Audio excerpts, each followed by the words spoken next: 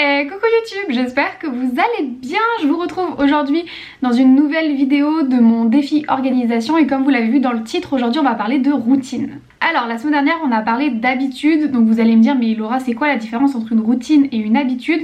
Donc pour moi, après peut-être que ma définition est fausse, mais pour moi une habitude c'est quelque chose qui prend peu de temps chaque jour et qui devient pas inné mais c'est tellement ancré dans votre quotidien que vous le faites naturellement sans forcément y réfléchir par la suite. Alors qu'une routine, déjà c'est pas forcément quelque chose qui se fait au quotidien, ça peut être un truc que vous faites une fois par mois, mais c'est plus pour moi une routine, vous avez besoin d'une checklist, quelque chose à suivre, un peu comme une chronologie d'événements que vous devez suivre, et ben c'est pareil pour les routines. Il existe plein de types de routines, ça peut être la routine du matin, la routine du soir, la routine de votre journée de travail idéale, ou encore peut-être une routine de tout ce que vous devez faire en début de mois. Et puis il y a aussi les routines sur un thème particulier comme les routines de ménage par exemple.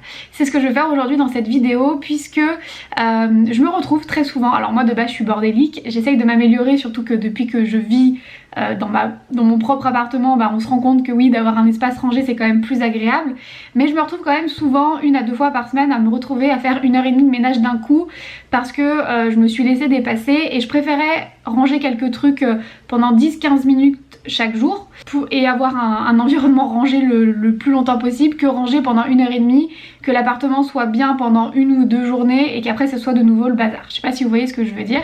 Et il y a quelques mois j'ai vu sur le compte d'une Instagrammeuse que je suis, donc je vous mettrai le lien de son Instagram en barre d'infos, elle s'appelle Caroline et son Instagram c'est Candide Caroline et elle avait fait un live qu'elle a mis en IGTV qui était hyper intéressant où elle expliquait toute son organisation de ménage de chez elle. Elle avait même imprimé un petit plan de chez elle et elle avait colorié toutes les zones de sa maison en y associant des tâches ménagères et donc du coup chaque jour il y avait des tâches à faire qui étaient réparties à elle et à son compagnon et j'ai trouvé ça hyper intéressant et du coup c'est ce que je vais faire aujourd'hui dans la vidéo. Je vais me faire une routine de ménage, donc je vais lister toutes les pièces de mon appartement, lister toutes les tâches qu'il y a à faire dans chacune de ces pièces et après je vais voir si je décide de faire une routine ménage par pièce ou une routine ménage par jour.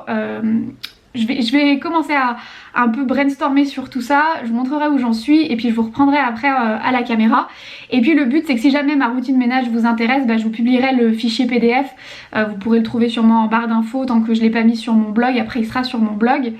Mais voilà, donc aujourd'hui on va instaurer des nouvelles routines dans cette vidéo, donc soit vous faites une routine ménage comme moi, soit alors vous instaurez un autre type de routine. Moi je sais que j'aimerais beaucoup aussi instaurer une routine de début de mois, toutes les tâches que je dois faire en début de mois, que ce soit sur le plan professionnel ou sur le plan personnel. J'ai plus de tâches quand même sur le plan professionnel comme envoyer les factures etc. Mais du coup je me dis que ça peut être sympa après de faire des pages dans mon bullet journal, donc je vous montrerai tout ça. Donc on est parti. Bon, le cadrage n'est pas idéal mais première chose que je vais faire, je me suis pris une feuille de brouillon et je vais du coup faire la liste comme je vous disais de toutes les pièces de mon appartement et de toutes les tâches ménagères qu'il y a à faire dans chacune de ces pièces, donc on est parti.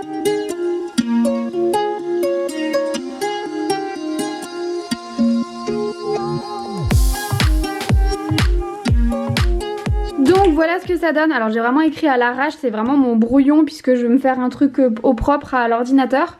Donc en fait j'ai fait toutes les pièces de l'appartement et j'ai noté à chaque fois toutes les tâches qu'il faut faire en fait dans chaque pièce et j'ai noté donc ce qui était commun à tout l'appartement, c'est-à-dire passer aspirateur, serpillière, vitres, arroser les plantes, faire les do it yourself de produits maison parce que j'essaye de faire moi-même mes produits ménagers et donc du coup pour chaque pièce j'ai marqué toutes les tâches à faire et là ce que je vais faire c'est que je vais venir attribuer une couleur à chaque tâche, savoir si c'est quelque chose qu'il faut faire tous les jours, une fois par semaine, une fois tous les 15 jours ou une fois par mois et puis après je passerai sur l'ordinateur pour me faire mon planning final.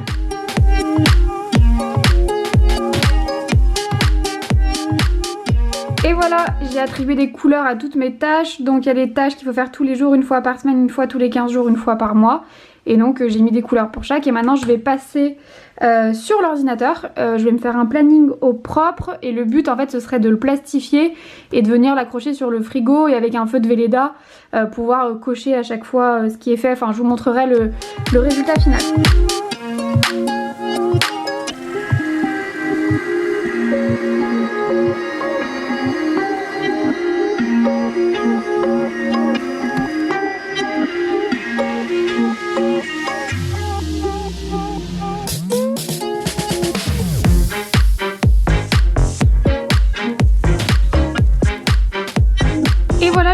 résultat final. Donc vous voyez, j'ai fait 4 colonnes, une pour les tâches tous les jours, une fois par semaine, une fois tous les 15 jours, une fois par mois.